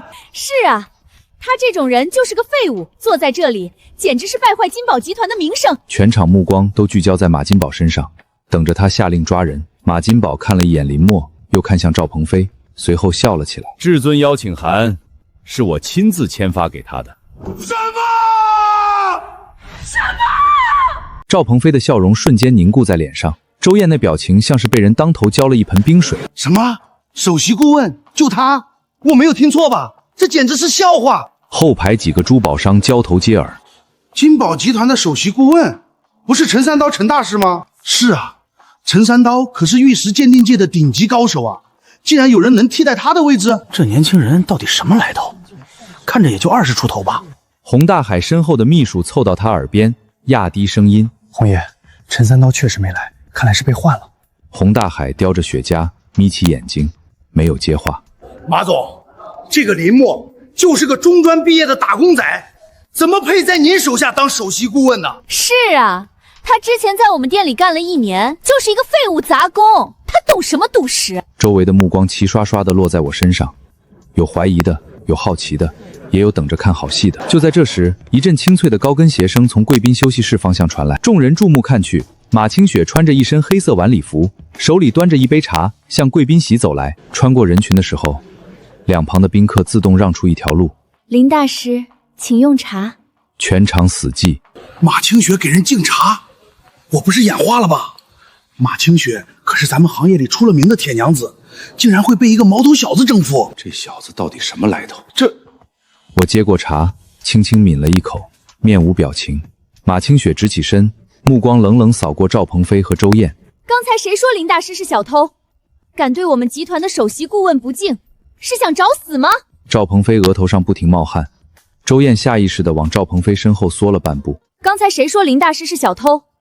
敢对我们金宝集团的首席顾问不敬，是活腻了吗？赵鹏飞换上一副委屈的表情，尖着嗓子喊起来：马小姐，你们肯定是被林默骗了，他根本没什么真本事。是呀，看在亲戚的面子上，我们好心收留了他，让他在店里白吃白喝瞎混了1年，临走还给他开了10万块工资呢。我端着茶杯，看着周燕那张丑恶的嘴脸，心里不停冷笑。我累死累活帮他们选料子，捡漏避坑，1年开涨上百块原石，帮他们净赚上千万。结果到了周燕嘴里，反倒成了我白吃白喝，10万块还想让我感恩戴德。周围的宾客开始交头接耳，有人皱起眉头，有人用怀疑的眼神打量我。赵鹏飞底气更鼓了，把身后的3个实习生往前一推，拍着他们的肩膀。现在我请了3个珠宝专业的高材生，他们用德国进口的光谱仪帮我们挑料子，比林默这个只知道瞎蒙的混子强多了。3个实习生挺了挺胸膛，推了推眼镜，把怀里的光谱仪抱得更紧了。大家都知道我那块极品的莫西沙老料吧？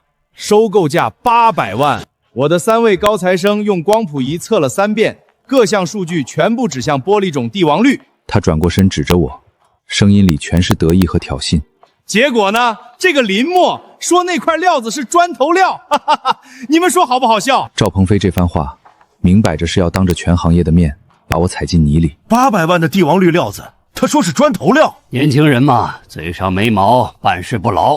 马总这次怕是看走眼了，找了个外行来当首席顾问。洪大海把雪茄从嘴里取下来，眯起眼睛打量我。小子，那块莫西沙老料，我专门派人去看过，各项表现确实是顶级。你竟然说它不行？所有人的目光再次聚集在我身上。没错，那块料子一文不值。洪大海盯着我看了3秒，忽然哈哈大笑，走到马金宝面前。老马，你这个首席顾问可真够狂的。行，既然他这么说了，待会儿那块料子你可不要跟我抢。我洪大海这次来，势必要拿下那块帝王绿。马金宝看了我一眼，随即转过头看向洪大海。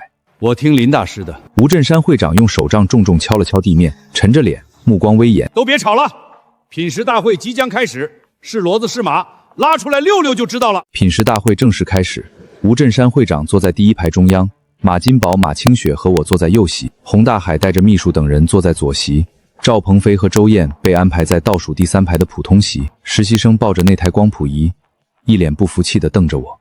吴镇山会长站起来，走上展台，介绍品食大会的规则。各位贵宾，本次大会一共有27块顶级的原石参拍，每一块原石上台后，各家可派代表上台看石，之后现场出价，价高者得。拍卖结束后当场切开，无论涨垮，买卖双方均不得反悔。接下来有请第一块展石，帕榜拱口出产的龙鳞。礼仪小姐抬着一块盖着红布的原石运上讲台，红布掀开，全场响起一片低低的惊叹。吴镇山会长看向这块原石，面色满意。这块龙鳞，老夫亲自上手看过3次，皮壳老辣，松花活瓣，预计种水达到了冰种乃至玻璃种。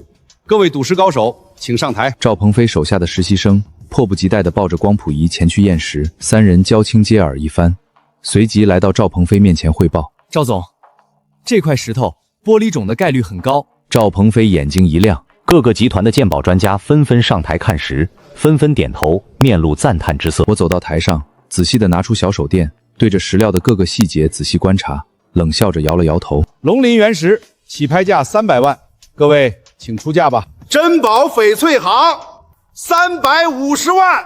后排有个穿唐装的老者举牌380万。马清雪凑到我耳边，声音压得很低。林大师，我们要不要出价？这块料子吴会长亲自站台，表现确实不错。我端起茶杯，摇了摇头。这块石头最多值150万。马清雪愣了一下，看向马金宝。马金宝看了看我，微微点头，没有举牌。洪大海冷笑着看众人举牌，随即直接来了个大跨越。野狼集团1000万。众人对视一眼，纷纷面露沮丧。1000万第一次，1000万第2次，1000万第3次，成交！恭喜野狼集团！洪大海站起来，朝四周拱了拱手，一脸得意。按照规矩，成交原石当场切开。切石师傅把龙鳞带到切石机上，调整好刀片角度，刺入皮壳，石粉飞溅。第一刀白雾，第2刀加深，露出了内部的玉肉。糯冰种阳绿，水头一般，绿色不够正，飘着几缕白棉。吴会长皱着眉凑近看了看，叹了口气。糯冰种阳绿，水头差了不止1点，市场价也就100万左右。马金宝笑着打趣：花1000万买了个100万的石头，洪老板可真是大气啊！洪大海气得把雪茄重重地碾灭在烟灰缸里，一言不发。马清雪悄悄给我竖了个大拇指，嘴角翘起来。我面无表情，端起茶杯，轻轻吹了吹浮沫。品食大会继续进行，一块接一块的原石被运上展台，每一块都伴随着惊人的估价。墓地敞口的雪袍，拍卖最终价格1200万，却只开出了1300万。后江总口的火焰红拍出了3000万的天价，最后切开，市场价却不到1000万。而我一次都没有举牌，不是没有看到好料子，而是性价比太低。这种拍卖会形式的大会，很容易把原石的价格推高，利润空间不大。我靠在椅背上，闭目养神，仿佛周围的一切与我无关。后排开始有人窃窃私语。赵鹏飞脸色更加得意，翘起2郎腿。是啊，他本来就没什么本事，在我店里就是个打杂的，你们还真以为他能看出什么门道？周燕在旁边捂着嘴笑，尖着嗓子附和：就是，就他这样的人也配称之为大师。马清雪听着这些话，脸色渐渐焦躁起来。林大师，咱们还不出手吗？我看台上这块可卡的料子不错。马金宝也面露疑问地看向我。难道您1块也没相中？我做了一个虚的手势。品食大会匪会，别着急，赌石这一行不是比谁出手多，是比谁出手准。有时候不出手比出手更重要。直到第26块石头登场的时候，我才露出笑容。真正的机会终于来了。吴会长在台上清了清嗓子。这块莫湾基康口的料子在协会的仓库里放了1年，经协会评估品相一般，但毕竟阳口镇，万一有个惊喜也说不定。各位有兴趣的可以上来看看，没兴趣就算了。灯光打在展台上，这块原石皮壳灰白，裂纹纵横，像一块从工地上随手捡来的石头。前排几个珠宝商看了一眼，就低下头喝茶。后排有人打了个哈欠。赵鹏飞那手下的3个实习生上去测了不到2分钟，嘴角撇了撇，连记录都懒得记了。内部结晶密度太低，死料1个，估价为0。我上台去摸了摸皮壳上的裂缝，脸上划过一丝惊喜。吴会长环顾四周，声音里带着例行公事的意味。莫湾机桶口料子起拍价10万，有没有人出价？有没有人？既然无人竞拍，那我们只好把它……等一下，我放下茶杯，偏过头看向马金宝。马总，这块料子可以试试。马金宝看了我一眼，信任的点了点头，举起号码牌。我出80万，我出80万。听到金宝集团出价80万，全场震惊。洪大海第一个笑出声，扭过头看向马金宝。老马，你被这小子灌了迷魂汤，他说啥你都信啊？吴会长自己都说了这是弃子，光谱仪数据都公开了，你还出50万买这个砖头，你是钱多了烧的？赵鹏飞从座位上跳起来，尖声附和：林默，你等了一晚上，就为了挑这块最烂的垃圾，10万都没人要的狗屎，你们出80万？马总，他这是拿金宝集团的钱打水漂啊！周燕也跟着站起来，满脸嘲讽。堂堂金宝集团的首席顾问，竟然花80万买块砖头，大家都看到了吧？这就是林大师的水平，鬼料粉厂出来的，果然只配捡垃圾。3个实习生一脸不屑地看着我，为首的张伟推了推眼镜，一脸笃定：这块料子肯定要垮，光谱数据不会错的。周围窃窃私语像苍蝇一样嗡嗡作响。我面不改色，马清雪看向我，眼神里有一丝担忧。马金宝没有看任何人，靠在椅背上，面色平静。吴会长愣了一下，随即举局80万，成交。洪大海摇了摇头，嘀咕了一句：疯了，真的。按照规矩，当场切开。切石师傅调整好刀片，看向我：林大师，咱们从哪儿下刀？我从座位上站起来，拿起笔，在石头上划出一条红线，从裂纹侧面斜切，角度35度。切石师傅愣了一下，面露疑惑：斜着切，您确定吗？我的声音平稳，没有一丝波动。一切走之道，确定。切石师傅点点头，刀片调整角度，从侧面斜向刺入石料。切石师傅的手猛地一抖，整个人往后仰了半步。这是帝王绿。切面上的绿色在灯光下流淌，绿的纯粹，绿的浓烈。吴会长第一个冲上台，甚至忘了拿手杖，跌跌撞撞地跑到切石机前。他趴在切面前，从怀里掏出手电和放大镜，面部因过于激动而不停哆嗦。冰种帝王绿，老夫有2、3年没见过这种成色的帝王绿了。整块料子全是帝王绿，没有一点杂色。切石师傅上前仔细评估，抬起头，声音因为激动而微微发颤。冰种满绿帝王绿，市场价不低于3000万。吴会长转过身，面向全场，灯光照在他脸上，眼眶是红。这块料子在协会仓库里放了1年，被8个鉴定师全部判了死刑。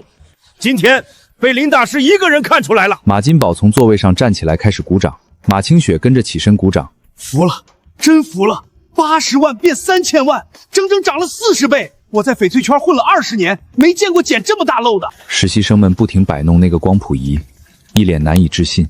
数据明明显示，怎么可能？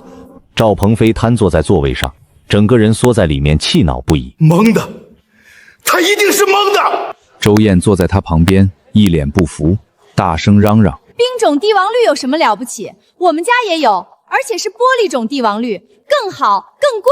赵鹏飞闻言点点头，冷哼一声，站起来看向吴会长：时间差不多了，把我的那件压轴拍品推上来吧，让这小子看看什么才是极品帝王绿。吴会长笑着点了点头，走上台，环顾四周，清了清嗓子：各位，接下来是今晚品石大会的最后一块原石，珍宝翡翠行赵鹏飞先生的莫西沙老料，品相极佳，有极大概率能开出玻璃种帝王绿。赵鹏飞从座位上弹起来，眼睛血红，头发凌乱，面色贪婪而疯狂。吴会长，把我提的拍卖方案和大家讲一下吧。吴会长眼含深意地看了看赵鹏飞，随即缓缓开口：应赵先生的要求，我们此次拍卖将采用对赌拍卖的模式。赵鹏飞大步上台，一把抢过话筒：各位，这块莫西沙的老料我找了10多个专家鉴定，3个高材生用光谱仪来回测了无数遍，所有数据全表明它就是一块玻璃种帝王绿。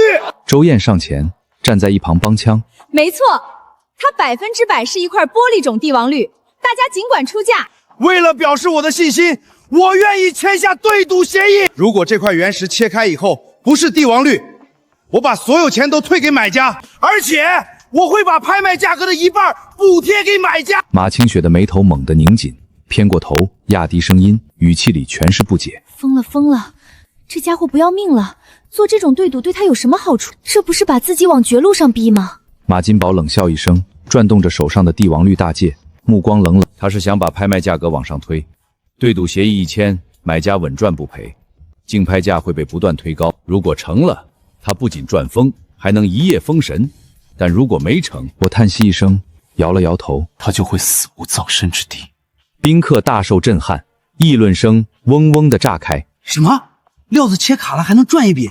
这买卖划算啊！赵鹏飞这是把身家性命押上去了，看来对这料子是真有把握。不管他有没有把握，咱们又不亏，切涨了拿帝王绿，切垮了拿赔偿，怎么都是赚。品食大会时，洪大海两眼放光，猛地多坐直了身子。我靠，这生意划算啊，怎么着都不亏。周燕站在台下，双手叉腰，脸上的粉底被笑容挤出了褶子。没错，大家赶紧出价吧，错过这个村儿可就没这个店了。全场炸了，举牌声此起彼伏。我出1000万、3000万、5000万、8500万。洪大海站起来，举起号牌。野狼集团1亿2000万。后排的湘江买家犹豫了一下，再次举牌。1亿3000万。马金宝凑到我耳边，压低声音：“林大师，按照赵鹏飞的对赌协议，怎么都是赚，我们要不要参与一下？”我靠在椅背上，目光穿过整个大厅，落在赵鹏飞身上。我摇了摇头，声音很轻，只有马金宝一个人听得见。马总，品食大会的规矩您比我清楚，所有成交，买方需向大会缴纳20%的手续费。按照目前的价格，手续费已经到了2000多万。赵鹏飞的店面、豪车、食疗，这些全部加起来也不超过1200万，补贴拍卖价的一半。哼，他哪有钱？他连手续费都赔不起。您要是拍了，就等着追着他讨债去吧。马金宝沉默了3秒，慢慢靠回椅背，再也没有提出价的事。1亿7000万，这应该是品食大会有史以来的最高成交记录了吧？因为签了对赌协议，否则一块原石无论如何也拍不到这个价格。马清雪侧过身看向我，眼神里有好奇，也有一丝担忧。林默，那块石头真的是垮料吗？我放下茶杯，摇了摇头。垮得非常彻底。如果切开不是帝王绿，赵鹏飞要赔偿拍卖价的一半，1.7亿的一半，8500万。如果赵鹏飞拿不出这笔钱，洪大海会让他死得很惨。马清雪的瞳孔微微一缩，眼神里闪过一丝同情。那他完蛋了。吴会长重新走上台，目光看向洪大海，请买方履行交割手续。洪大海站起来，拿出一张黑卡，大手一挥。礼仪小姐接过黑卡后，在电脑上操作转账。拍卖金1.7亿，手续费3400万，一共需要支付2.04亿。洪大海坐回椅子上，翘起二郎腿，吐出一口烟雾。他身后站着的4个黑衣保镖始终面无表情，双手交叉在身前，像4尊黑色的石像。姓赵的，待会儿要是开不出玻璃种帝王绿，你把拍卖金还我，再赔老子8500万，没错吧？这种情况不可能发生的，您放心。万一要是发生了呢？是，我赔您8500万。行，你知道我们家是干什么的，最好别耍赖，否则老子有100种办法让你还钱。好。赵鹏飞从台上走下来，脚步虚浮。周燕迎上去挽住他的胳膊，嘴里念叨着不停。赵鹏飞没有说话，只是死死盯着切区的方向。一定能开出帝王绿的，一定能。吴振山会长走到切石区前，环顾全场。切开吧。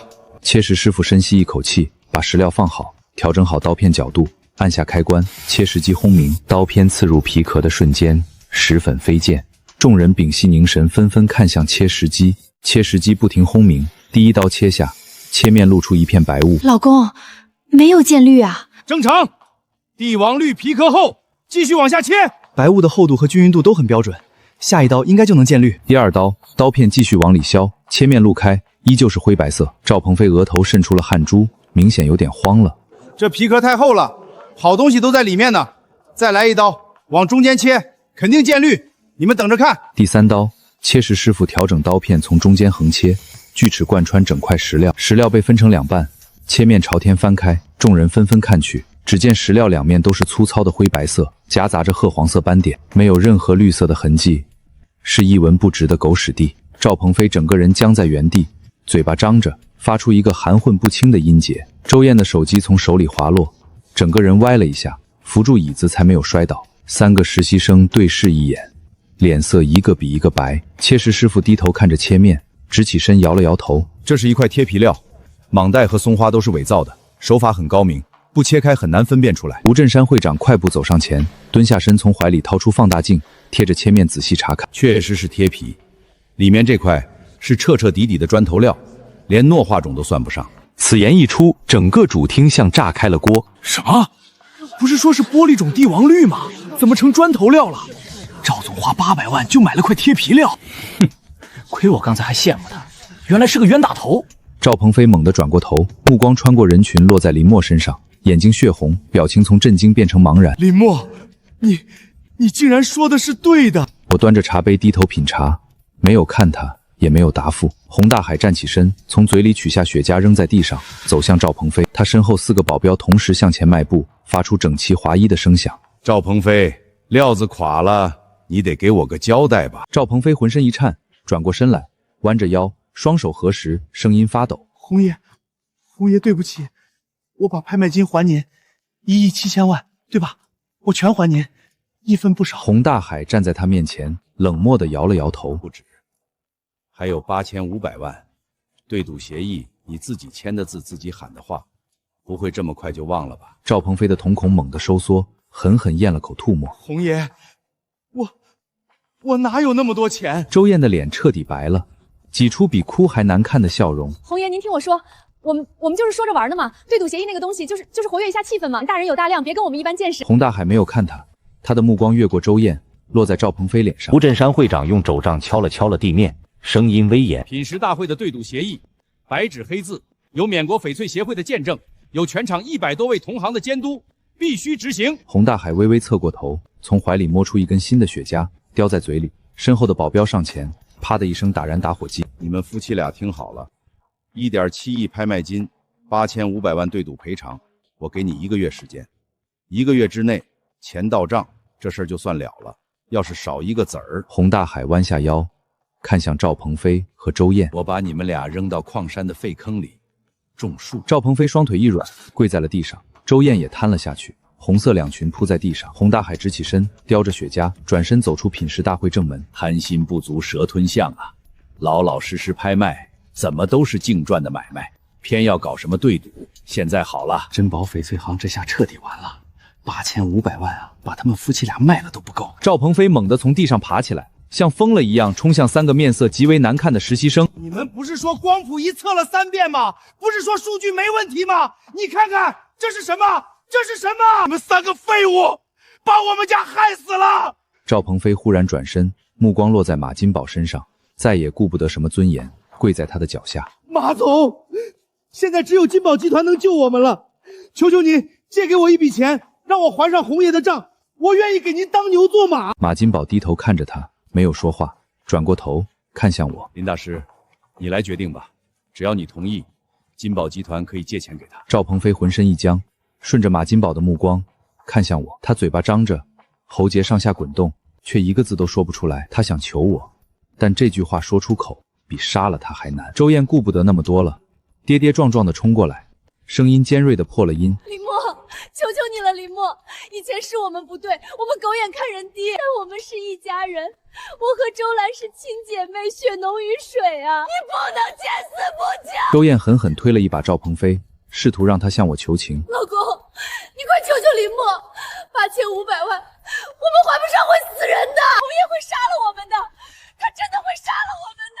赵鹏飞跪着转过来，面朝着我，嘴唇哆嗦了好半长。林默，我错了，我不该看不起你，不该说你的活没有技术含量，我瞎了我的狗眼。但不管怎么说，周燕是周兰的亲姐姐，我们是连父，是一家人。整个主艇鸦舍无声，所有人的目光都聚焦在我身上。我轻轻地笑了一声，眼神冷漠。一家人，血浓于水。我的脑海里闪过一些画面。1年前，周兰肾病发作，躺在病床上，脸色苍白。我站在走廊尽头打电话，一个接一个。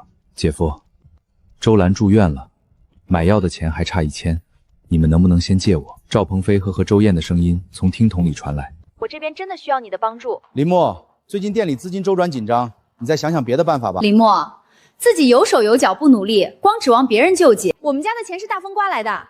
赵鹏飞挂断电话，我看到周燕发了一条朋友圈，一辆崭新的行政加长版路虎揽胜，配文如下：喜提新座驾，感谢老公，爱你哦。赵鹏飞在下面评论：拿下拿下，岳父岳母点赞。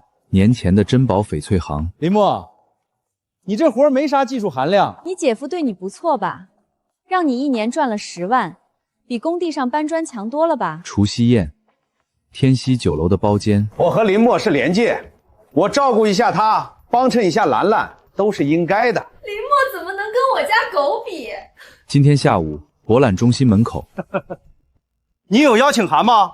没有就赶紧滚蛋！你一个捡垃圾的穷光蛋，也想来这儿凑热闹啊？我闭上眼睛，在睁开时，眼底一片平静。赵鹏飞、周燕，在你们眼里，我从来都不是一个人，我是一条狗。我从座位上站起来，看向赵鹏飞与周燕，目光很平静，像一潭死水，没有愤怒，没有嘲讽，甚至没有报复的快意。他们跪在地上，仰着头看着我，嘴唇翕动着。赵鹏飞，1年前你让我帮你打理翡翠行，说亏待不了我，结果到了年底，我帮你挣了上千万，你只给我10万，还说我的活没有技术含量，说我是个中专毕业的混子，说我这辈子只配给你打个下手。你花800万买了块贴皮料，我提醒过你很多次，你不听，说我不懂。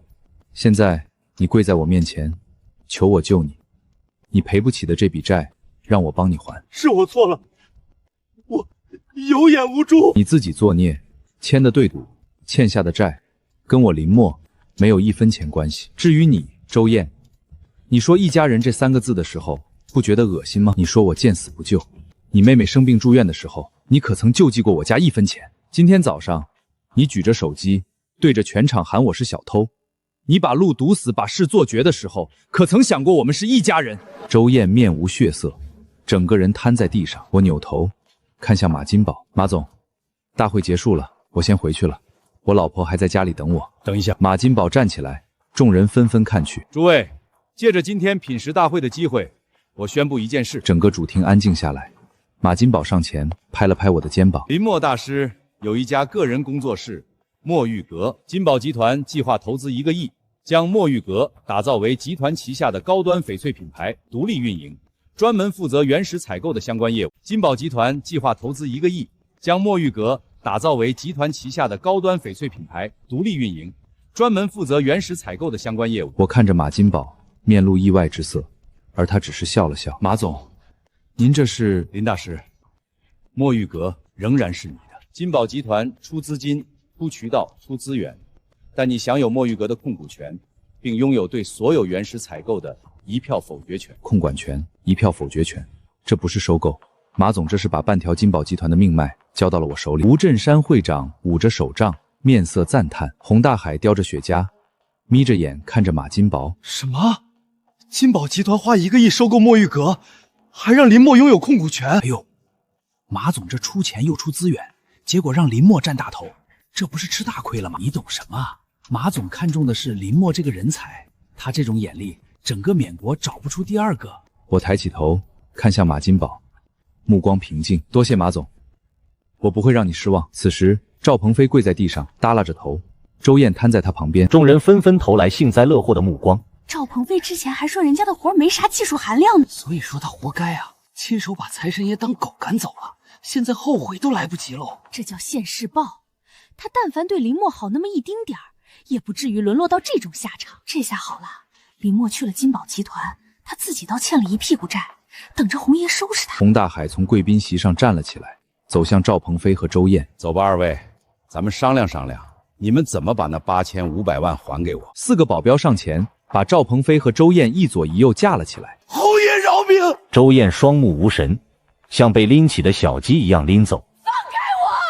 我们一定还钱！洪大海带着保镖拎着他们俩走出大门。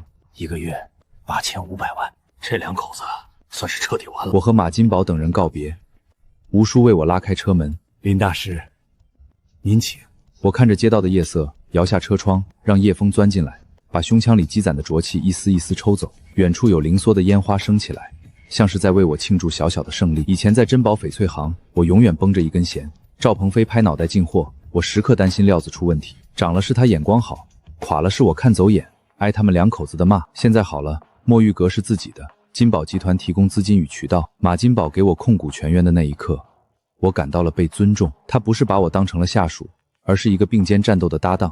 这种感觉很陌生，但很踏实。年后我去升级一下铺面，再去帕谷矿口直接收料。等第一批料子切完，我要带周兰去澳洲做手术，彻底治好她身上的病。回到缅国再买一套朝南的大房子，把爸妈接过来一起住，让他们安享晚年。这些事儿以前不是没想过，是不敢想。而现在这些梦想都在不远处安安静静地等着我，一样一样去实现。车停在家门口，我推开门，周兰和我爸妈都在等我。从今天起，我不会再让你们跟着我受苦了。从品食大会回来后，我陪爸妈和周兰吃了一顿丰盛的晚餐。饭桌上，我把近半个月的事一五一十地说了，从我成立墨玉阁开始，到前往金宝集团拿到至尊邀请函，还有品食大会上发生的一切。妈听得眼睛越睁越大，手里的筷子都忘了放下。我爸一脸难以置信，声音有点发抖。所以你现在是那个什么金宝集团的首席顾问啦？我从兜里掏出手机，打开银行 App， 把余额亮给他们看。之前卖废票赚了80万，刚才马总还给我发了一笔奖金150万，以后还会有更多。我妈凑过来看了一眼屏幕的230多万，眼眶一下子就红了。我这辈子都没见过这么多钱。好，真好，咱家林墨有出息了。周兰握住了我的手，握得很紧，她眼眶也红着，但没哭，就那么看着我。辛苦了。吃完饭，我回到房间，舒舒服服洗个热水澡，一头倒在床上。周兰已经躺下了，侧过身，把脸埋在我肩膀上。阿莫，我是不是在做梦？不是梦，以后都不会是梦了。这一觉睡得格外香甜。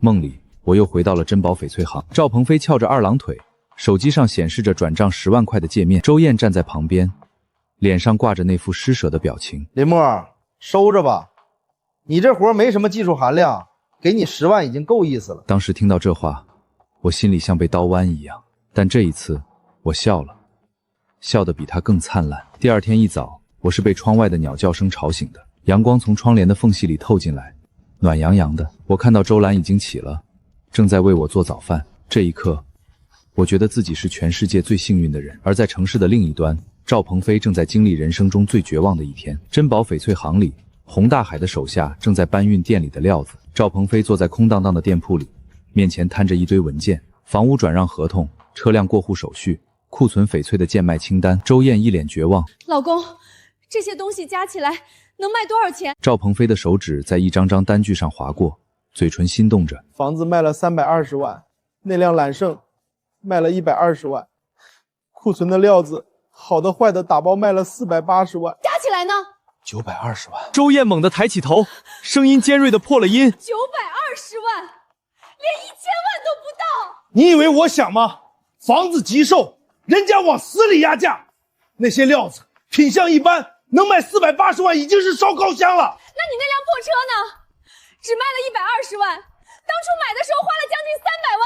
车是减值的，你他妈不知道吗？周燕站起来，恼怒地把那几个名牌包狠狠摔在地上。赵鹏飞，你冲我吼有什么用？有本事你去冲洪大海去喊！当初是谁非要签那个对赌协议的？是谁拍着胸脯说那块料子100%是帝王绿的？赵鹏飞的脸涨得通红。我当初怎么就瞎了眼嫁给你了？你看看人家林墨，人家现在当上了金宝集团的首席顾问，你呢？你花800万买了块破石头，还倒欠红爷8500万，8500万啊！赵鹏峰，把我们俩卖了都还不上。赵鹏飞猛地站起来，眼睛血红，强忍着怒火，捶了捶墙面。够了！现在说这些都没用了，还是想想怎么凑钱吧。周燕靠在墙上，忽然开口，声音冷冷的：“赵鹏飞，我们离婚吧。”赵鹏飞抬起头，眼神从震惊变成了茫然，从茫然变成了嘲讽。离婚？大难临头各自飞，你也别怪我无情。这笔债你慢慢还吧，我是无能为力了。赵鹏飞笑出了声，摇了摇头。周燕，你是不是忘了那份对赌协议上签的是咱们2个人的名字？周燕的脸一下子白了。什么？我也签了那份对赌协议！周燕冲上去，抡起拳头砸在赵鹏飞胸口。你害死我了，赵鹏飞，你害死我了！赵鹏飞一把推开他，他跌坐在地上。我害死你，周燕！从始至终，哪一件事不是你跟我一起干的？现在出事了，你全推到我头上。周燕瘫在地上，头发散乱。赵鹏飞转过身，走到窗边。老公，要不我们再去求求林默吧？没用的，再去其他地方借借吧。当天晚上，赵鹏飞和周燕拎着2瓶酒、1盒保健品，敲开了岳父岳母家的门。周爸坐在客厅里，周母探出头，看见是他们，看到是他们，脸色立刻沉了下来。你们来干什么？妈，我们来看看您和爸。哼，看我们是来问我们要钱吧？赵鹏飞把酒和保健品放在桌上，弯着腰，脸上追着讨好的笑。爸妈，我们最近手头确实有点紧，您看能不能先借我们一点周转周转？等过了这一阵儿，我们一定加倍还。周爸把烟头狠狠按灭在烟灰缸里，站起来指着门口：滚出去！你们的事我都听说了，自己做的孽，别连累我们。我们老两口攒了一辈子的养老钱，凭什么替你们填这个窟窿？周燕扑通一声跪下来，眼泪哗哗的流。爸，我们真的走投无路了。红爷说了，1个月之内拿不出钱，就把我们扔到废矿坑里种树。周妈别过脸去，不看她。周爸把周燕带来的礼物一股脑全扔了出去。我们帮不了你，以后别来了。周燕瘫在地上，整个人像是被抽掉了魂魄。赵鹏飞站在门口，从头到尾没有说一句话，他的眼睛扫过岳父岳母的脸，扫过墙上挂着的全家福。照片里，他们夫妻俩站在中央，风光无限，而周兰和我站在最边上，一脸落魄。3天后的深夜，赵鹏飞和周燕拎着2个旅行袋，像做贼似的赶往码头，准备偷渡离开缅国。快点，快点，船马上到了。正当他们快要抵达码头时，2束车灯从小路上照进来，刺得他们睁不开眼。一辆黑色的奔驰商务车缓缓驶过来，停在他们面前。拉开车门，拉开，4个穿黑色西装的壮汉跳下车，把他们围在中间。赵鹏飞手里的旅行袋掉在地上，周燕面色惊恐。赵老板，这是要去哪儿啊？没去哪儿。赵鹏飞的膝盖一软，跪在了地上。壮汉弯腰把赵鹏飞从地上拎起来。红爷说了，他这个人最讲信用，说好1个月就是1个月，但在那之前别想跑。整个缅国没有红爷找不到的人。赵鹏飞和周燕跪在地面上，久久不能起身。正月初8，我和周兰一起为新店选址，最终选定了市中心的一间铺面，上下2层，加起来有300多平，正对着翡翠交易市场的正门，人流量最大的位置。这里是赵鹏飞梦寐以求想租的店面位置，但人家嫌他资质不够，没租给他。装修队第2天就进了场。马金宝派来了金宝集团自己的工程团队，从设计到施工一条龙服务。马清雪隔3差5就跑来监工，比我还上心。这个展示柜要用防弹玻璃，这里要加一组射灯，色温3500，不能太高也不能太低，要刚好把翡翠的水头打出来。还有这面墙，全部用缅甸进口的柚木，别的木头配不上我们墨玉阁的档次。我站在旁边哭笑不得。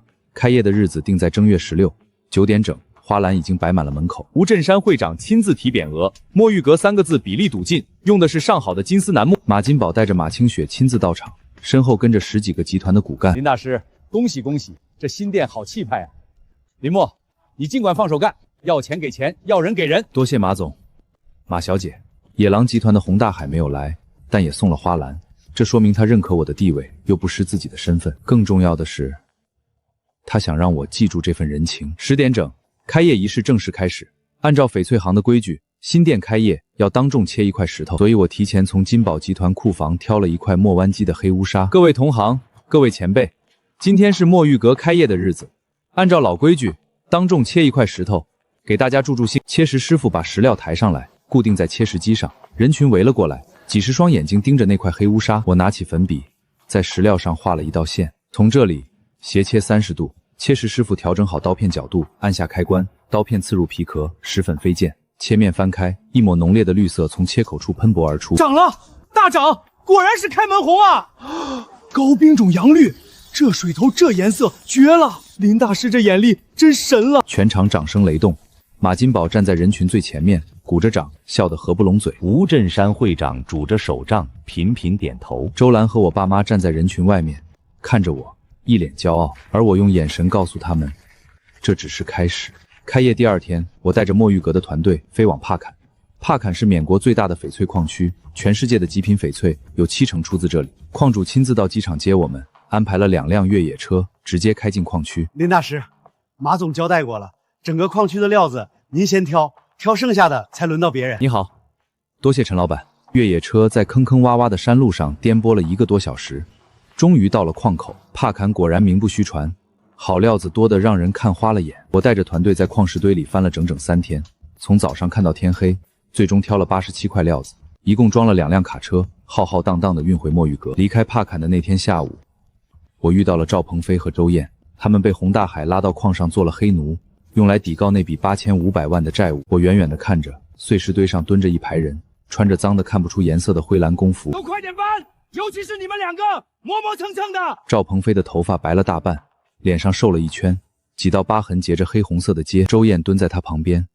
头发被剪得参差不齐。赵鹏飞看见了我的身影，嘴唇哆嗦了好几下，最后只挤出一个气音。周燕像被通了电一样弹起来往我这边扑，手脚并大的往前爬。林默，壮汉一棍子抽在他背上，他整个人趴下去，脸埋进碎石堆里。我转身走向越野车，头也不回地离开。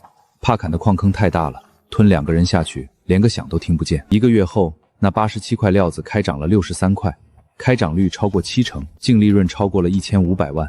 马金宝亲自打电话来，声音激动地发颤：林默，你他妈太牛了！整个缅国翡翠圈能把开招率稳定在50%的不超过3个人，你直接干到70%。开业第3个月，单月流水突破3000万。墨玉阁简直就是一个聚宝盆。我带周兰去澳洲做了手术，一切顺利。回来后，我们在缅国买了套带院子的小别墅。搬进去那天，我爸妈站在院子里仰头看着3层小楼，眼眶都是红的。搬进新家1周后，门铃响了，周爸周妈来了。这笑容我太熟悉了，之前他们就是用这副嘴脸围着赵培飞转，一个给他递烟，一个给他倒茶。鹏飞年轻有为，是咱们老周家的骄傲。现在这副表情对准了我。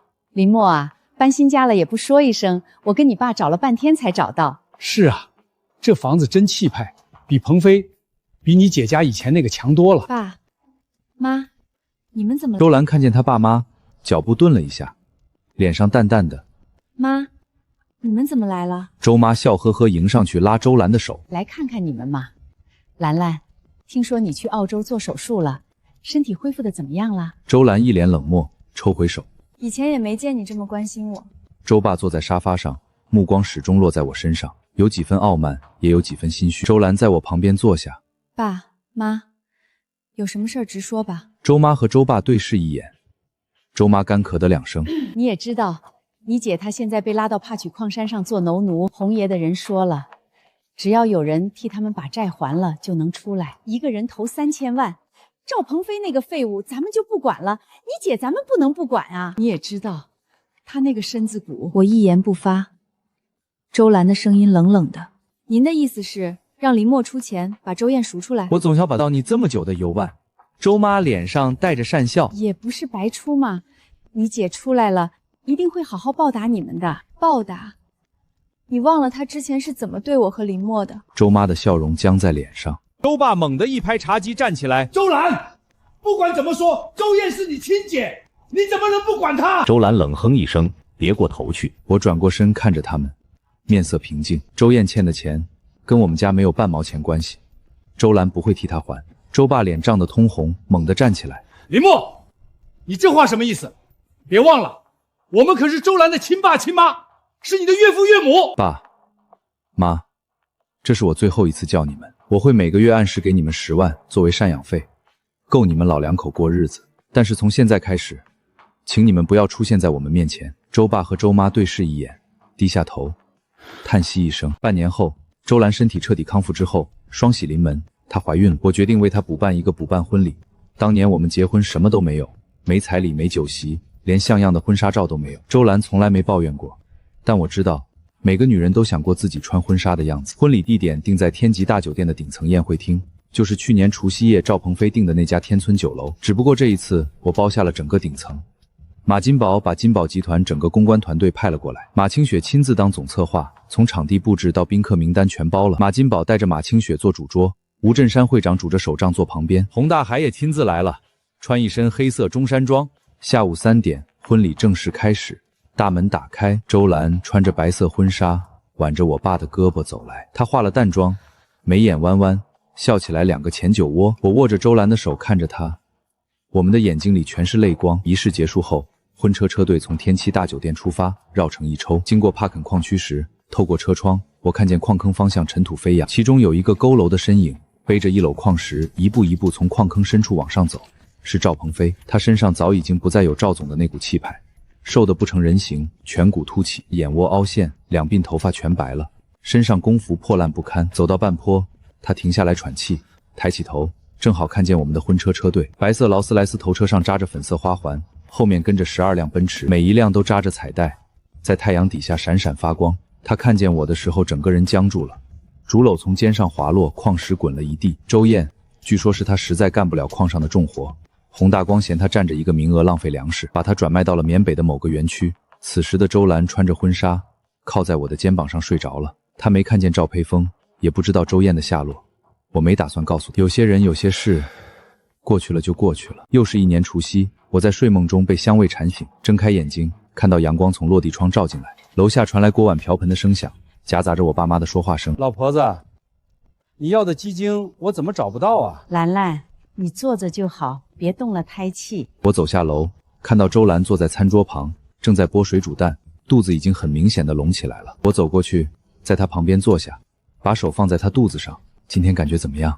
挺好的，就是这小家伙老是踢我。她把我的手挪了挪，让我摸摸。我感觉到一下轻轻的踢动，力道很小，像小猫伸爪子碰了碰手心。很调皮啊，看来是个小子。万一是闺女呢？闺女更好，像你。周兰脸一红，拍了我一下。我妈端着粥从厨房出来，笑得合不拢嘴，催我们快吃饭。开着放有早，放着早间新闻，镜头晃动矿区，扫过警戒线，围观人群，地上盖着白布的担架。今日凌晨，帕坎矿区发生一起恶性案件，一名劳工在逃跑过程中从矿坑高处坠落，当场身亡。画面监控中正是赵鹏飞。我继续喝粥，周兰也听见了，她手里的勺子停了一下，然后继续剥鸡蛋。刚才电视里那个赵某某不就是周燕她？粥凉了就不好喝了。我打断了他的话，我爸愣了一下，不再问了。我拿起遥控器，管到了一个欢快的综艺节目。客厅里再次充满欢声笑语，把手轻轻附在了周兰的肚子上，感受着里面充满活力的胎动，就像春天的嫩芽一样生机勃勃。此时此刻，我终于握住了人生的方向盘，以热爱为帆，以坚守为舵，前方皆是坦途，未来皆有光亮。